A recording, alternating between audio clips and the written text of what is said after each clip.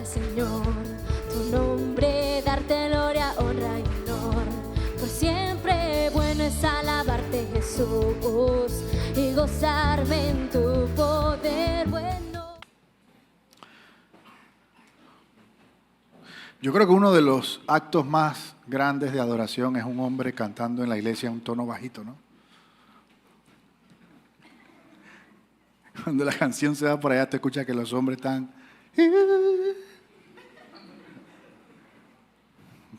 Pero Dios es bueno.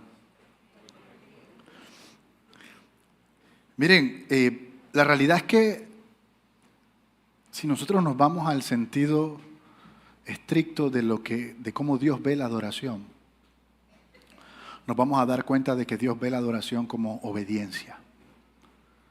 Él dice, yo no quiero sacrificio, quiero.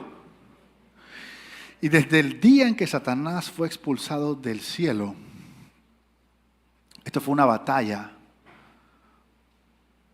para que Dios reciba la gloria y la adoración y para que la reciba cualquier otra cosa. Satanás no es que quiere la adoración hacia él. Cualquier cosa que esté fuera de Dios es parte de su sistema, es él. Pero él está buscando nuestra desobediencia. Si para Dios la obediencia es adoración, para Satanás la desobediencia es adoración. Por eso que usted ve que en el jardín del Edén él no manda montar un altar satánico ahí. Él los tienta a desobedecer. La desobediencia es adoración a Satanás. Desde los tiempos antiguos está esta batalla. Y lo único que Satanás busca es que nosotros nos alejemos de lo que es la voluntad, la obediencia a Dios y nos acerquemos más a Él. Vamos a hablar un poquito hoy acerca de cómo se ve esta batalla realmente y cómo son las artimañas, los mecanismos que Satanás trata de utilizar para que la iglesia de Jesucristo no haga lo que tiene que hacer aquí en la tierra, no represente lo que tiene que representar aquí en la tierra. Y en estos ejemplos, ¿qué fue lo que hizo el pueblo de Dios para combatir esto y cuáles fueron los resultados? Bien básicos. Daniel 1, verso 1 dice, en el año tercero del reinado del rey Joacim de Judá, el rey Nabucodonosor de Babilonia vino a Jerusalén y la sitió. El Señor permitió que Joacim cayera en manos de Nabucodonosor. Junto con él cayeron en sus manos algunos de los utensilios del templo de Dios, los cuales Nabucodonosor se llevó a Babilonia y puso en el tesoro del templo de sus dioses. ¿Qué es lo primero que podemos ver aquí? Nabucodonosor es la autoridad, el gobierno de Babilonia. Babilonia, a pesar de que era un reino, un imperio, sabemos que es un espíritu. Y como la mayoría de las guerras de este mundo que se hacen por pasiones humanas, realmente son guerras espirituales. En todos nuestros libros de historia nos hablan cómo los reinos de España emprendieron una expedición para venir a descubrir América y nosotros pensamos que venían detrás de especias y de tierra y de oro, y lo que no sabemos es que era una expansión espiritual del espíritu de Roma a través del reino de España, que en algún momento pertenecía a Roma. Porque en esos barcos, aparte de venir todo lo que venía la religión católica. Entonces era una expansión espiritual. Entonces lo mismo está pasando aquí.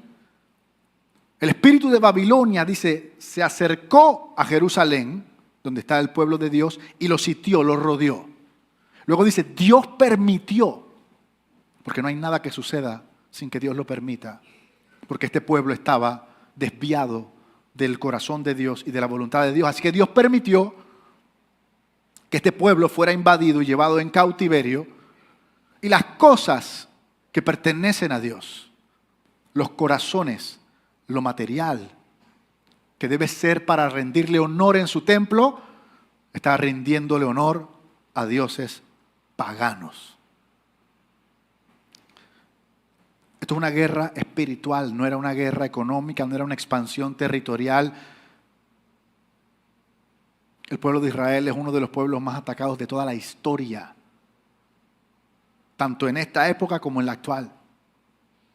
Y aún siguen vivos. Muchas de estas naciones que en algún momento atacaron al pueblo de Israel ya no existen. Sin embargo, el pueblo de Israel sigue de pie. Una de las artimañas que usa el reino de las tinieblas para atacar a la iglesia es tratar de distorsionar la identidad de la iglesia. Que tú nunca te enteres quién eres. Que vivas caminando pensando que eres otra persona, otra cosa, otro género, o que estés lo suficientemente herido para que nunca creas que tú eres lo que Dios piensa y creó dentro de ti. En el verso 3 dice lo siguiente: el rey, la autoridad espiritual babilónica, le ordenó a Aspenaz, que era el jefe de los oficiales de su corte, que llevara a su presencia a algunos de los israelitas pertenecientes a la familia real y a la nobleza. Debían ser jóvenes apuestos, sin ningún defecto físico, que tuvieran aptitudes para aprender todo y actuar con sensatez, jóvenes sabios, aptos para el servicio en el palacio real, a los cuales debíamos enseñarle la lengua y la literatura de los babilonios, darle comida y vino que se sirve en los rituales babilónicos. Y esta preparación, esta distorsión de la identidad de estos jóvenes debería durar 3 años. ¿Cuánto tiempo estuvo Jesús con sus discípulos? Después de lo cual entrarían al servicio del rey. Ya estarían transformados, ya podrían servir en el reino de las tinieblas. Entre estos jóvenes se encontraban Daniel, Ananías, Misael y Azarías, que eran de Judá, y a los cuales también les cambiaron el nombre. Beltasar a Daniel, Ananías, Sadrac, Misael, Mesac y Azarías, Abednego. 2 cosas principales. Estos eran los representantes más importantes del pueblo de Dios. Si tú buscabas cuáles iban a ser la herencia de gobierno y espiritual, eran estos jóvenes. Eran miembros de la realeza.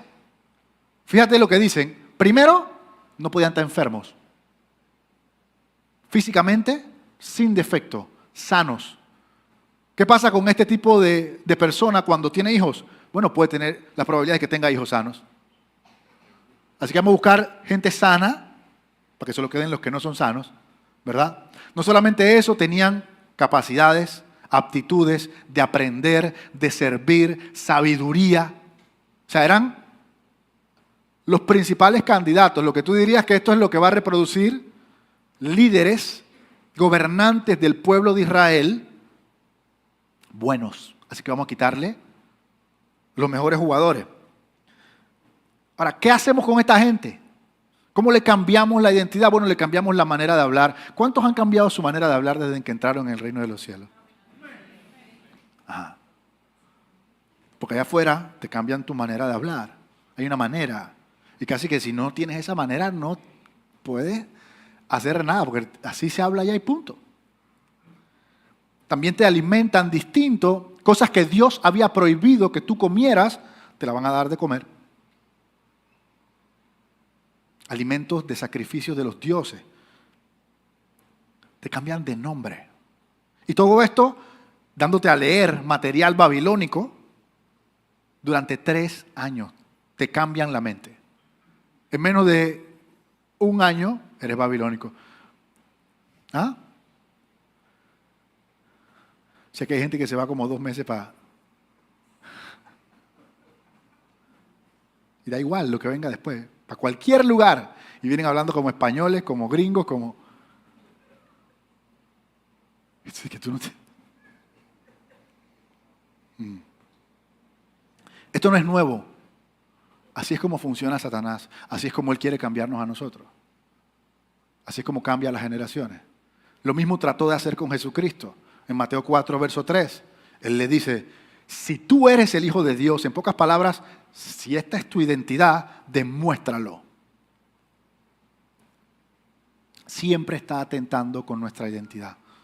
Siempre está buscando agentes que trabajan para su reino, para que nos lastimen, para que fraccionen nuestra identidad, para que peleen contra nuestra autoestima, para que nos sintamos menos, para que nos sintamos incapaces, para que nos trastornen.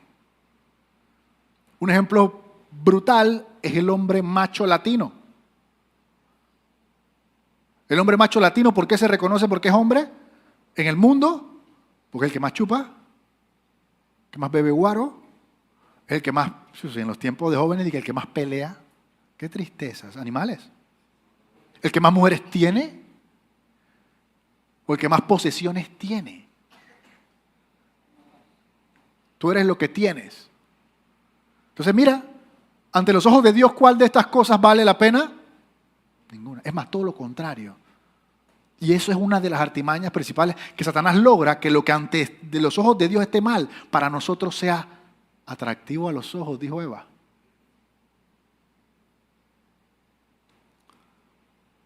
Trastorna nuestra identidad. Porque si la iglesia de Dios no está caminando en su identidad, en su autoridad, en lo que Cristo pagó en la cruz para que nosotros fuéramos una iglesia gloriosa y sin mancha, nosotros no vamos a ser efectivos allá afuera. La gente no va a ver nada distinto al mundo dentro de la iglesia, por ende no va a venir a la iglesia. Si tú en el trabajo lo que estás proyectando es tu carnalidad y no a Cristo, la gente que va a venir hacia acá, ¿para qué voy a ir allá si el que está allá y no sale de allá está peor que yo? ¿Está aquí sentado al lado mío escuchando el bochinche? Pastor, pero yo no dije nada, pero estabas ahí. ¿Cuál fue la respuesta de Daniel ante estas circunstancias? Porque yo quiero que usted piense de que, sí, que Daniel, mira, Daniel, imagínense que Daniel cualquier madrugada estaba durmiendo en su casa y lo llegaron y lo metieron, se lo secuestraron y le mataron a los papás. Y cuando abrió los ojos estaba en Babilonia, como esclavo, con hambre. O sea, la situación no era fácil. No era fácil decir que no, es lo que estoy tratando de decir. Por menos nosotros hemos dicho que sí.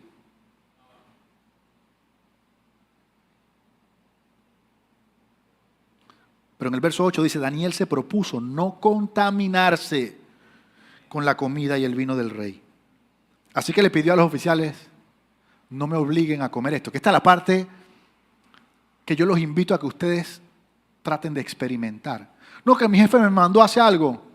Primero tú tienes que decidir en tu corazón no desobedecer a Dios. Y luego oras. Y luego le dices, Señor, a mí me están pidiendo algo en este lugar que no está acorde a tu corazón y yo no lo quiero hacer y yo no lo voy a hacer, pero en el nombre de Jesús yo te pido que tú trabajes en el corazón de mi jefe. Para que cuando yo le diga que no, mira, nosotros a veces hemos dicho que sí sin haber experimentado qué pasa si decimos que no. O sea, ni siquiera hemos pasado para ver, digo que no para ver qué me van a decir. Por miedo decimos que sí. Y a lo mejor Dios ya había trabajado en ese corazón y nada más estaba esperando que tú dijeras que no. Y mañana puedes decir que no. Sí, porque ya dije que no, pero ya dije que sí. Todavía puedes decir que no. Porque seguimos pecando. Mire, esto es bien importante porque no es que se trata de que Daniel le dijo que no a Babilonia. Ese no es el caso. El caso es que Daniel le dijo que sí a Dios.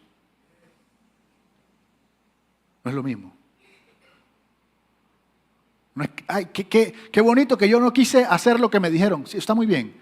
Pero lo que tú tienes que hacer es lo que Dios te dice y lo que no tienes que hacer es lo que Él te dice que no. Esta es la parte importante. Lo que pasa acá a ti te da igual que te ofrecen acá. ¿Cuál fue el resultado de esto? Porque cualquiera, hasta los empleados que estaban cuidando a Daniel, estaban preocupados porque su jefe le iban a matar. Porque iba a decir, no, mi jefe me dijo que les diera de comer a esta gente. Y no les di de comer, ahora se van a morir, a mí me van a botar o me van a matar. Pero ¿cuál fue el resultado en el verso 15? Estos jóvenes se veían más sanos y mejor alimentados que cualquiera de los que estaba comiendo de la mesa del rey. Y no solo eso, Dios les dio sabiduría e inteligencia para entender toda clase de literatura y ciencia. Aparte de eso, porque hasta ese momento entender literatura y ciencia todavía es algo que puede estar en el cerebro. Pero aparte de eso, Dios le dio a Daniel la capacidad de entender toda visión y todo sueño. ¿Dónde se ganó Daniel el don que lo iba a catapultar más adelante? Aquí. Trazando una línea y diciendo, yo me voy a guardar para Dios. Mi identidad, yo puedo estar en otro lugar, pero mi identidad sigue estando intacta. Yo puedo estar en Babilonia, pero Babilonia no está dentro de mí. Tú me puedes vestir como tú quieras, tú me puedes llamar como tú quieras, pero yo sé cómo yo me llamo y a quién le sirvo. Y es bien interesante, ojo, esto no significa que siempre sucede, pero Dios garantizó su bienestar físico también. Así que una de las artimañas de Satanás contra la iglesia de nuestro Señor Jesús es cambiar su identidad. Cambiar su identidad. La segunda, Satanás quiere castrar a la iglesia. ¿Qué significa eso? Bueno, mire, vamos a ser bien francos en este tema porque hay que ser cuidadoso. La Biblia no dice que Daniel fue castrado. Textualmente no lo dice. Pero hay muchos estudiosos que dicen que pudo ser posible. ¿Se entiende? ¿Pudo ser? ¿Por qué? Primero porque nunca tuvo esposa. Segundo porque era muy común a los que servían al rey en esa época castrarlos. Eran eunucos. Y no solo eso, acuérdense que a él lo pusieron bajo las órdenes de un señor que se llamaba Aspenaz, que era el jefe de los eunucos. Y a todos los eunucos los castraban. Y finalmente la tercera razón que dan es que una vez Isaías le dio una profecía al rey Ezequías. Segunda de Reyes 20:18 y dice, y algunos de tus hijos, tus propios descendientes, serán llevados para servir como eunucos en el palacio del rey de Babilonia. Bien, blanco y en botella es leche. Pero lo importante es que Satanás busca castrar a su iglesia. ¿Qué significa eso? Que la verdadera iglesia de Jesucristo no se pueda reproducir. No se pueda reproducir, no se pueda multiplicar. ¿Cómo hace eso? Bueno, a veces directamente asesinando a los bebés. Tiempos de Moisés, tiempos de Jesús. La mega industria de abortos que hay hoy en día. Y aquí guindada así del lado, la mega industria de secuestros para tráfico infantil que hay hoy en día. No los matan, pero te los quitan. ¿Quieren otro? Tu hijo puede escoger lo que es. Estaba escuchando una tipa que decía que desde bebés. No, que él hace unas mímicas aquí que... O sea, tú no puedes tomar cerveza, no puedes tener una pistola, no puedes manejar, pero puedes decidir si eres hombre o mujer. Y puedes solicitar que te mutilen tus genitales antes de los 18 años, antes de los 10 años. Y si por algún motivo, ya hay leyes en California donde si por algún motivo tú como padre dices, eso no está bien, viene el gobierno y te quita a tu hijo, legalmente. ¿Qué harían ustedes si viene el gobierno ahorita y te quita a tu hijo? ¿Cierto? Entonces, estos son métodos ahorita mismo más extremos de esta época, pero tradicionalmente el padre de la familia comete infidelidad, se divorcian, igual separas al padre del hijo. Por eso que los divorcios van por allá. ¿Por qué? Porque hay un impacto espiritual. Los hijos no tienen la cobertura. Acuérdense que Dios gobierna sobre la casa a través del padre. Entonces destruyes a la esposa, destruyes a los hijos y eso se multiplica. No hay una multiplicación del diseño de Dios. No hay una multiplicación de la iglesia. Y eso Satanás lo ha sabido desde siempre. Por eso que en los últimos días, dice la palabra del Señor en el libro de Lucas, Él vendrá primero delante del Señor con el espíritu y el poder de Elías para reconciliar a los padres con los hijos. ¿Por qué eso es necesario? Porque ahorita mismo lo que viene es una ola de los padres contra los hijos.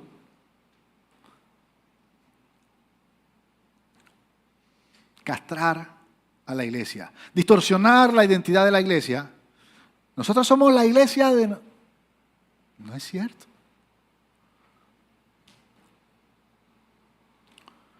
Vamos para allá, somos la iglesia de no sé qué y vamos con nuestra pastora. No es cierto.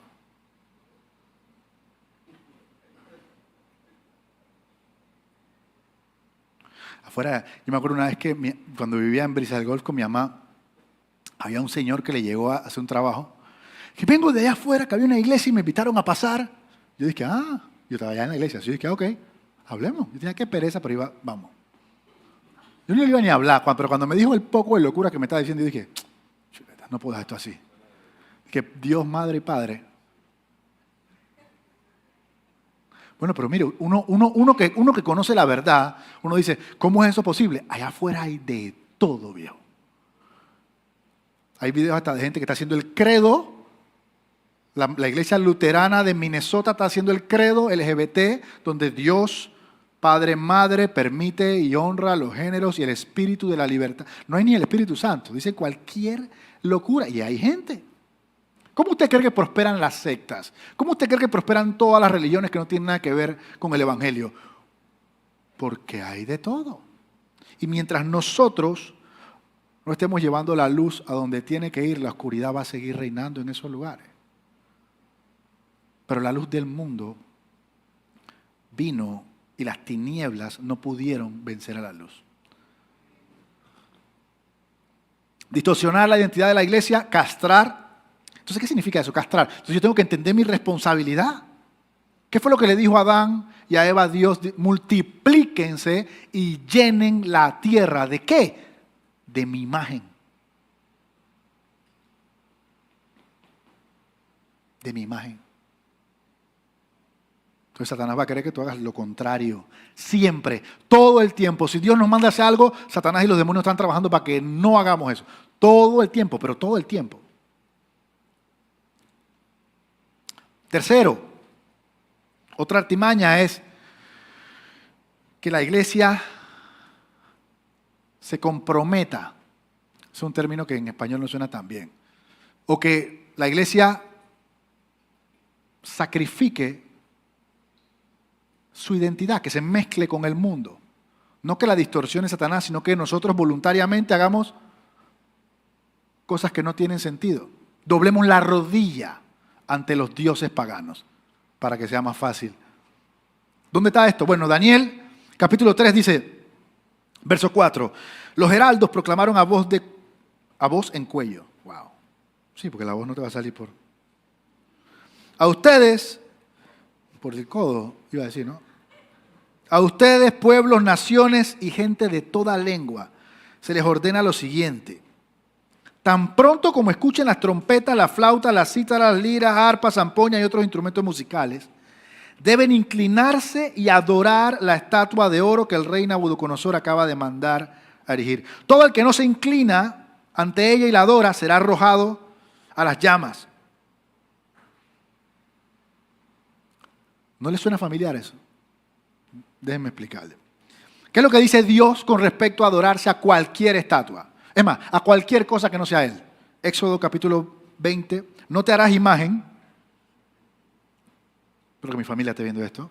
No te harás imagen, ni ninguna semejanza de lo que esté arriba en el cielo, ni abajo en la tierra, ni en las aguas debajo de la tierra, ni San Martín de Porres. No te inclinarás a ellas, ni las honrarás. ¿Por qué? Porque esa es lo que más le gusta a Joshua ahorita. ¿Por qué? Porque yo soy tu Dios y punto. Y eso es bien interesante, porque a los hijos tú tienes que decir, ¿por qué? Porque mamá te lo está diciendo. Porque papá te lo está diciendo. Porque la autoridad que Dios establece no se negocia. Tú le puedes querer explicar las razones y los motivos, pero la razón por la que él tiene que hacerlo es porque papá se lo está diciendo. Después eso hará sentido en su cabeza y en su corazón. Pero si tú comienzas a negociar esa autoridad desde ahorita, bueno.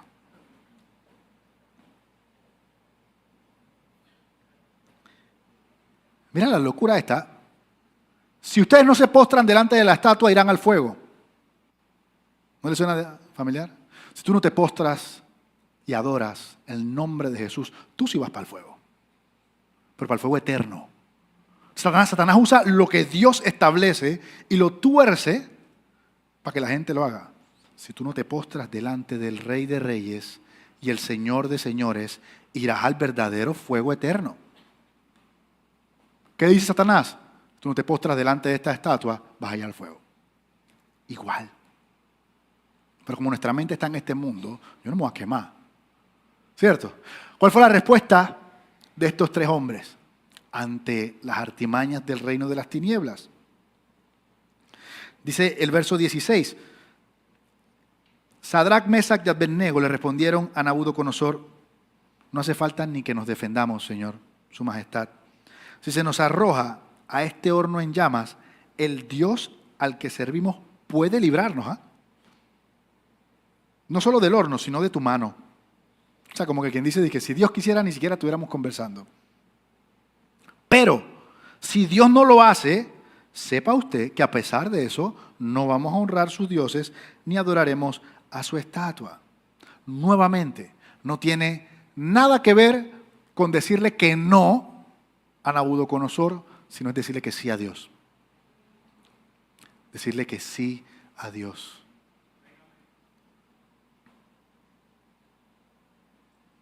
Así que, ¿qué hicieron con los tres hombres? Al fuego. ¿Qué sucedió? Verso 24. ¿Acaso no eran tres hombres los que echamos ahí y arrojamos al fuego? Pues ahora hay 4. Y sin ataduras. Sin ataduras, porque nosotros pensamos que es que Dios nos liberta aquí y que vamos a... Es en el fuego que las ataduras se queman. Es bajo el poder del Espíritu Santo que se rompe el yugo. Es en esos momentos donde no puedo, no sé cómo hacerlo, estoy en el piso, estoy llorando, que Dios te muestra quién es Él. Y esa área de incredulidad de tu vida desaparece. Así que ellos conocieron al 4.º hombre, eso se fue. Cuando pases por las aguas, yo estaré contigo. Si por los ríos, no te anegarán. Cuando pases por el fuego, no te vas a quemar. ¿Por qué? Porque yo, Jehová, tu Dios, voy contigo. Mire, no le teman, como decía Policarpio. Wow. Un mártir que quemaron vivo. Le dijeron, confiesa, ave César, o te vamos a quemar. Y él dijo, yo no le temo al fuego que se prende y se apaga. Yo le temo al fuego eterno. Así que, si quieres te ayudo. Eso no lo dijo.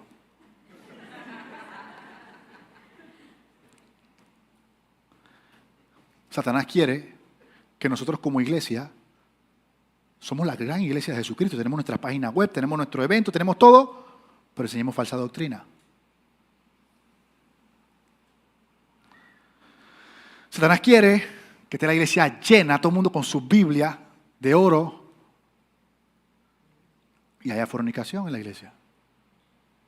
Y seamos tolerantes porque no sea que se nos vayan las ovejas y nos quedamos sin diezmo. Satanás quiere que la gente toque en el grupo de alabanza por cómo hacen solos de guitarra. Y no porque tienen un corazón de adoración al Señor. Satanás quiere que se predique prosperidad, que no se confronte el pecado. Satanás quiere que nosotros seamos el reino de las tinieblas vestidos de iglesia y que la gente que se está perdiendo y se está yendo al infierno esté sentada aquí pensando que se está salvando. Y no digas esto porque la gente se puede ofender y no digas aquello porque la gente se puede molestar y se nos van. Nunca se va el que nunca estuvo.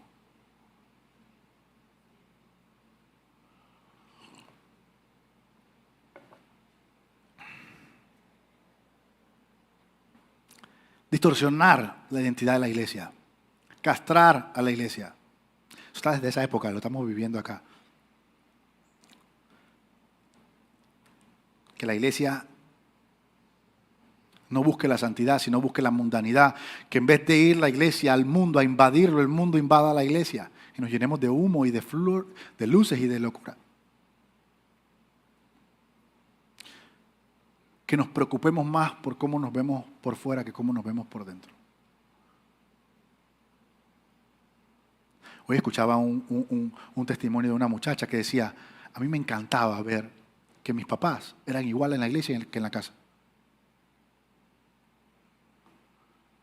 Que no pasaban por esa puerta, eran otras personas. Y que cuando llegaban a la casa se formaba la guerra, sino que esa consistencia entre quienes eran en la iglesia, quienes eran en la casa, a mí me enamoró de Jesús. A mí me enamoró de Jesús. Finalmente, el último punto, la última artimaña dentro de este grupo de artimañas. ¿Qué es lo que busca Satanás? Cerrar la iglesia. Daniel 6, verso 4. Entonces los administradores y los sátrapas empezaron a buscar.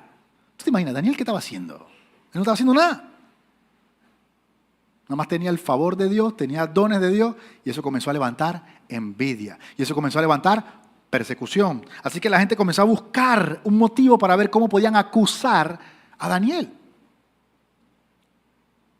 Sin embargo, no encontraron de qué acusarlo. Porque lejos de ser corrupto o negligente, Daniel era un hombre digno de confianza. Así que la conclusión del mundo desde esa época y desde los tiempos es que para poder hacerle daño a la iglesia de Jesucristo tiene que ser con algo que tenga que ver con su Dios. La conclusión de ello fue, tenemos que hacer algo que tenga que ver con el Dios de Daniel, porque de lo contrario nunca lo vamos a agarrar. La persecución que es efectiva contra la iglesia siempre va a tener que ver con nuestro Dios. Contra la verdadera iglesia de Jesucristo me refiero. La iglesia que no compromete nada, buscando la santidad, buscando la presencia, haciendo la obra del Señor. A esa iglesia tú la persigues si la buscas por algo que tiene que ver con su Dios. La iglesia que está dispuesta a morir por su Dios. Porque si tú no eres la verdadera iglesia de Jesucristo, ante la menor incomodidad, tú dices, yo no sé nada, no sé ni a dónde queda la iglesia. Yo no lo conozco, dijo Pedro. Sí, porque todo el mundo dice, Pedro, ¿cómo tú eres capaz de hacer eso?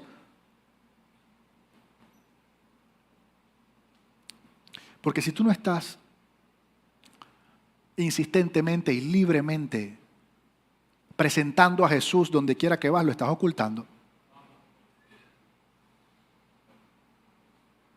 ¿Ah?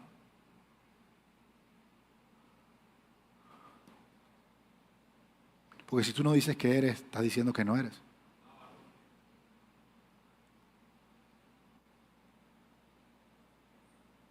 Así que esta gente dijeron, bueno, ya sabemos, el plan es algo que tenga que ver con su Dios. Y fueron donde, verso 6, fueron donde su majestad y le dijeron, hey, tienes que hacer una ley de emergencia nacional del gobierno.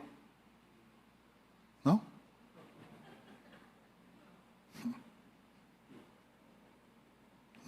Bueno, un edicto dice acá. Puede ser un decreto que diga que durante los próximos 30 días o 2 años y pico sea arrojado en el foso de los leones, y viene la juez de paz,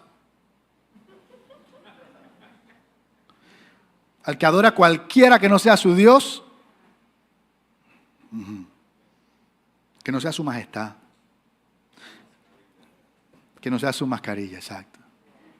Entonces, póngale el sello a eso y no podrá ser revocado. Y el rey dijo, hinchado de orgullo, o sea, que tú le dices al presidente que, brother, yo imagino, es que, bueno, vamos a ver si no nos censuran esto. Yo me imagino que para un gobierno corrupto, que te digan que viene una pandemia y tú vas a poder declarar emergencia nacional, así es. Gente corriendo con banderas así. O sea, esa es, o sea, porque yo no sé si ustedes saben, me imagino que sí, pero los gobiernos, cuando entran al poder, dicen, bueno, ¿cómo nos vamos a robar la plata en este periodo? Vamos a arreglar las calles, eso es básico, hermano, tranquilo, eso va de último. Nada más hay que abrir una empresa que venda asfalto, arreglamos las calles, pero algo científico, ¿cómo vamos a hacer? Pandemia, así es. Brother. Nuevamente, mira, hasta se me acaba de ir el archivo y todo aquí, ¿eh? ¿En serio? Gloria a Dios.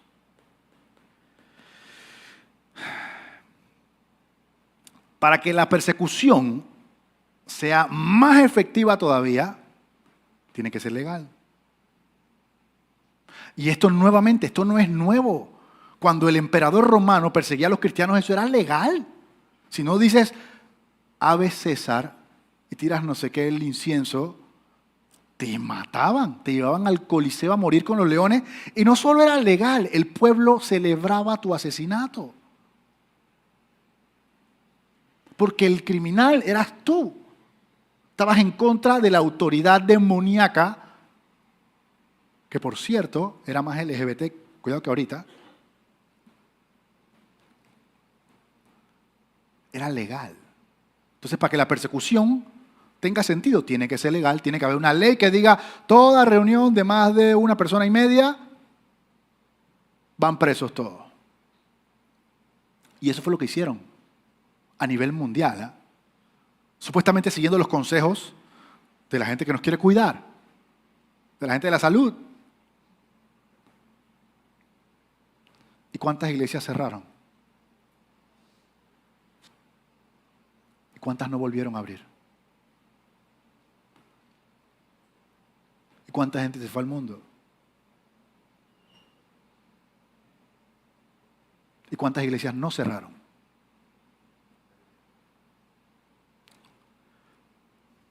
Cerrar las iglesias. Entonces, cuando le quisieron cerrar Roca de Vida a Daniel,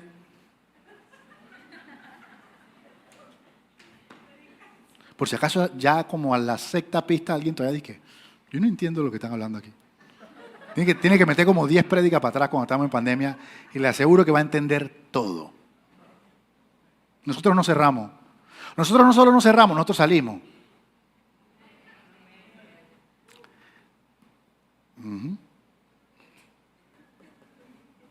Así que Daniel, en el momento en que se enteró de ese decreto, se fue a su casa e hizo un culto. Literal. Man abrió las ventanas. Así dije, vamos para las redes. Y se puso a orar ahí.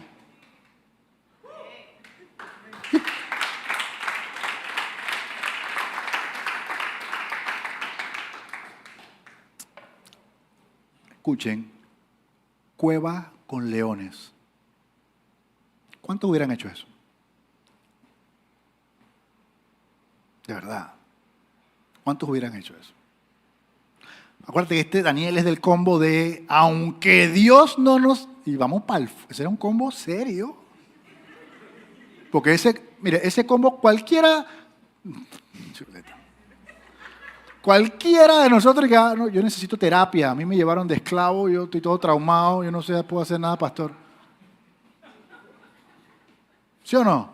Te matan a tus papás, te raptan, estás en otro país y te ponen a servir al emperador del mal que mató a tu papá. Emperador del mal.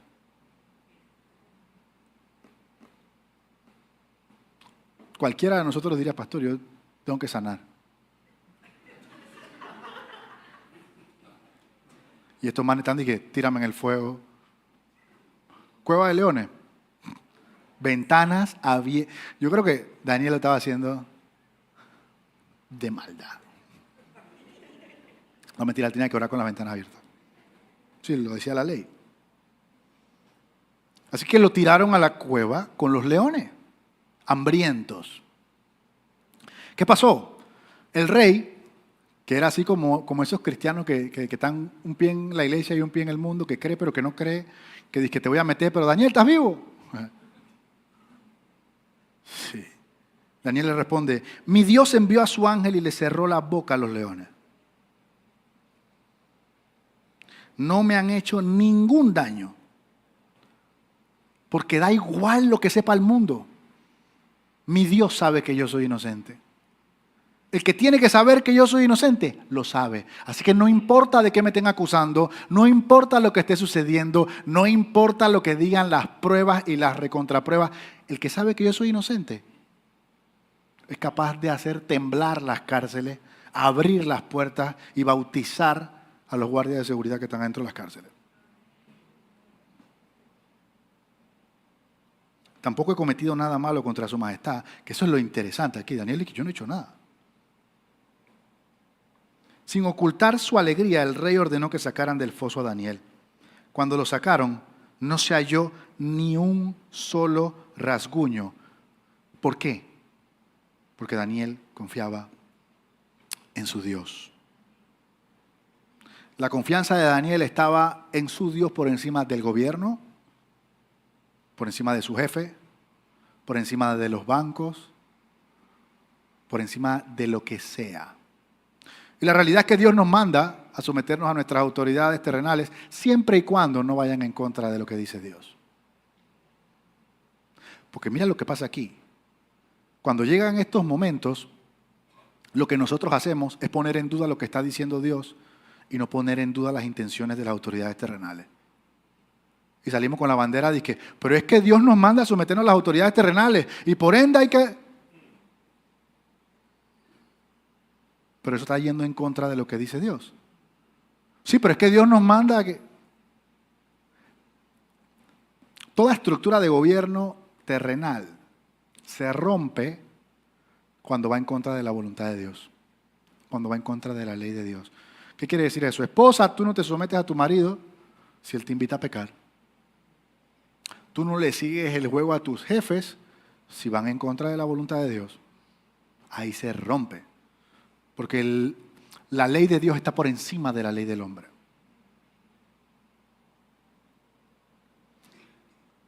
¿Qué hizo Daniel en este caso? Santiago 4:7. Sométanse pues a Dios, resistan al diablo. Y él huirá. Él huirá. El mismo rey así es. Al final, esos sátrapas fueron los que quedaron metidos en la cueva de los leones. ¿Cuáles son las posibilidades que tú te imagines de que, mira, si haces tal cosa te van a meter en la jaula? Primero, que Dios te va a salvar cuando te metan en la jaula y que aquellos que confabularon contra ti, mía es la venganza, dice el Señor. Yo cobraré. Yo pagaré, mejor dicho.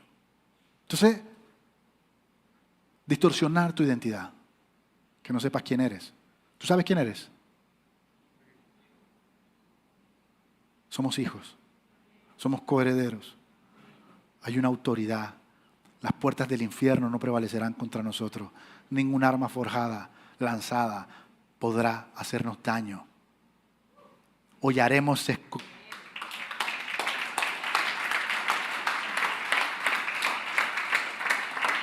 Porque uno tiene que saber cuál es su identidad. Porque si tú no sabes cuál es tu identidad, si tú no sabes cuáles son tus derechos como hijo, violan tus derechos, ¿sí o no?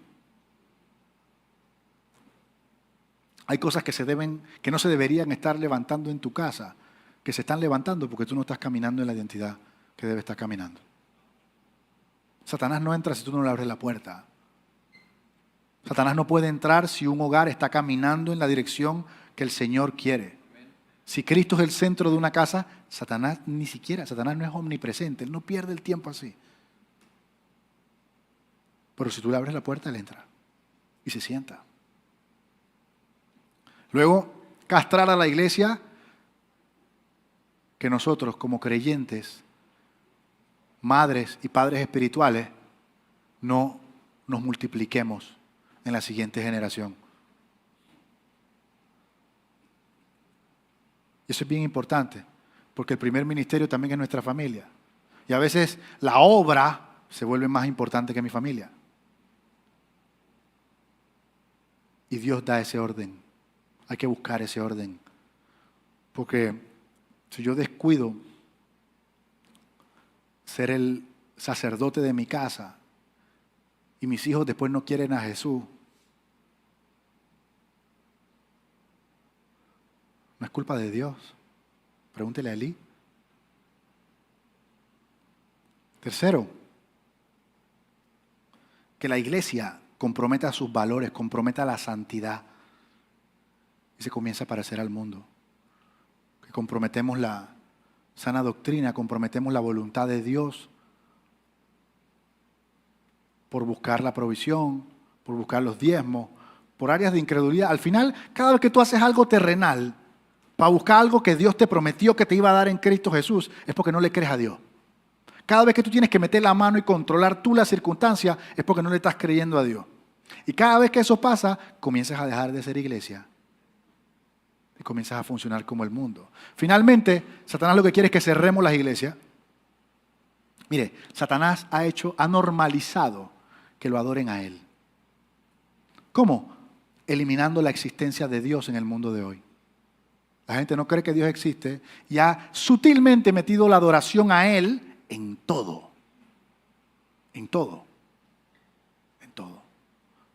Para manifestarse plenamente a través del anticristo prontito. Entonces es importante que nosotros entendamos que Satanás no está haciendo cosas nuevas. Son los mismos demonios. Lo que ha cambiado es la fecha. Y tenemos que entender qué hicieron esos hombres de Dios en esos momentos para mantener su identidad, para mantener su adoración. Y qué hizo Dios. Porque cuando tú respetas los principios de Dios, Dios cumple sus promesas sobre ti. Ahora, ¿cuántos de nosotros estamos experimentando cosas como las que experimentó Daniel en esa época? ¿Y cuánto estamos haciendo lo que hizo Daniel en esa época? Vamos a ponernos de pie.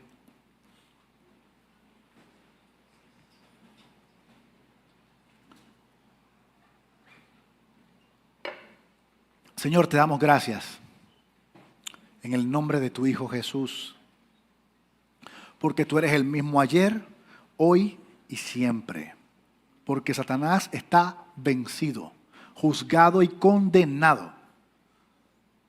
Porque en ti podemos encontrar estas respuestas, estas soluciones a todo lo que podemos estar enfrentando. Señor, si hay alguien que esté siendo confrontado con su identidad, que esté sacrificando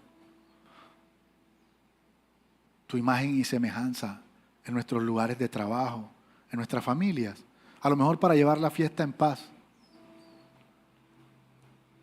Yo te pido, Señor, que tú establezcas tu gobierno en sus corazones, que tú te manifiestes en ellos y a través de ellos como nunca antes, que tú pongas ese espíritu de Daniel en medio de nosotros para confiar en ti por encima de las circunstancias, por encima de las consecuencias, por encima de la persecución, para ver tu nombre engrandecerse y ser glorificado en cada uno de nosotros. Te damos gracias, Señor, en el nombre de tu Hijo Jesús. Y todos decimos, dale un fuerte aplauso al Señor. Si has escuchado este mensaje, estamos seguros que así el Señor lo ha permitido, no por coincidencia, sino porque quiere darte la oportunidad de que tomes la decisión más importante de tu vida. La palabra es muy clara y dice que porque todos hemos pecado, hemos sido destituidos de la gloria de Dios. Pero la Biblia también dice que de tal forma amó Dios al mundo que envió a su único Hijo para que todo en el que Él crea sea salvo y no se pierda. En otra parte aparece que todo el que cree en su corazón y confiese con su boca que Jesucristo es el Hijo de Dios hecho hombre, que murió en la cruz y resucitó al tercer día, dice la palabra que si tú lo crees en tu corazón y lo confiesas con tu boca, serás salvo. Si quieres reconciliarte con el Señor, o si quieres aceptar a Jesús en este día como tu Señor y Salvador, te voy a invitar a que por favor repitas esta oración conmigo. Cierra tus ojos y levanta tus manos. Repite conmigo. Señor Jesús, yo sé que soy un pecador y también sé que moriste en la cruz por mí y por mis pecados. Y en este momento yo te pido perdón.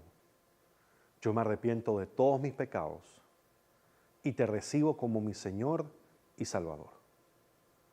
Escribe mi nombre en el libro de la vida y ayúdame a vivir para ti de ahora en adelante. Gracias, Padre, por tu perdón y por tu misericordia. En el nombre de Jesús, soy tu Hijo, soy salvo. Amén y amén. Estamos muy felices y muy gozosos de que hayas tomado hoy la decisión más importante de tu vida, que hayas recibido a Jesús como tu Señor y Salvador. Y tal vez tú me digas, pastor, ¿y ahora qué? Bueno, ahora te voy a dar 4 consejos rápidos y prácticos para que tu relación con Cristo siga creciendo y madurando cada día más. Número 1, la oración. La oración es la disciplina más importante de todo creyente. Cuando oramos, hablamos con Dios. Tenemos la oportunidad de comunicarnos y de tener una audiencia con el Creador de los cielos y de la tierra. Ese Padre perfecto y que te ama, que ha estado esperando todo este tiempo con sus brazos abiertos que tú le hables. Toma un tiempo de tu día para orar, para comunicarte con Él. Cuéntale tus anhelos, tus deseos, tus temores, tus preocupaciones. Preséntale el día, preséntale tus reuniones y alíñate con su perfecta voluntad. Número 2, leer la Biblia. Cuando hablamos con Dios, oramos, pero cuando leemos la Biblia, Dios nos habla a nosotros. La Biblia no contiene la palabra de Dios. La Biblia es la palabra de Dios. Es la revelación completa y perfecta de Dios para toda la humanidad. La Biblia es un libro tan importante y está vivo porque cuando tú lo lees, Él te está leyendo a ti. No pierdas la oportunidad de leer tu Biblia. Si no tienes una, acércate a nuestros hermanos de protocolo de hospitalidad, que nos encantaría obsequiarte una para que inicies en ese estudio de la palabra y que no solamente sepas quién es Dios, sino quién eres tú en Dios. Número 3, busca una iglesia donde congregarte, una iglesia donde se predique la sana doctrina, donde todo lo que se predique y se enseñe venga de la palabra del Señor, donde estés rodeado de un grupo, de un ejército de santos, de hombres y mujeres, que no solamente están comprometidos con su relación con el Señor, sino que también están comprometidos con ayudarte a ti a crecer en esa relación, a seguir firme en la roca que es Cristo, y que cuando necesitas un consejo o necesitas oración, sabes que tienes un montón de hermanos en Cristo que están ahí para aconsejarte y para orar por ti conforme a lo que dice la palabra de Dios. Número 4, bautízate en aguas. El bautismo en aguas es tan importante que la palabra misma, la Biblia en el libro de Hechos, capítulo 2, versículo 38, el apóstol Pedro le dijo a todos los presentes, arrepiéntanse y bautícense en el nombre del Señor Jesucristo para el perdón de vuestros pecados y recibiréis el don del Espíritu Santo. El bautismo en aguas es una señal externa de una decisión que has tomado en lo más profundo de tu corazón. Así que no dudes en acercarte a nosotros para que seas bautizado y para que seas un cristiano eficiente, efectivo en tu llamado al Señor, porque solos no podemos. Y por eso el Señor ha enviado su Espíritu Santo para ayudarte en ese caminar que hoy has decidido emprender. Y por último y no menos importante, si esta es la iglesia donde consideras o crees que el Señor te está llamando a que te unas o que te plantes, pues la forma más efectiva es a través de las células. Alabar al Señor, tu nombre, darte gloria, honra y honor. Por siempre bueno es alabarte, Jesús, y gozarme en tu poder. Bueno.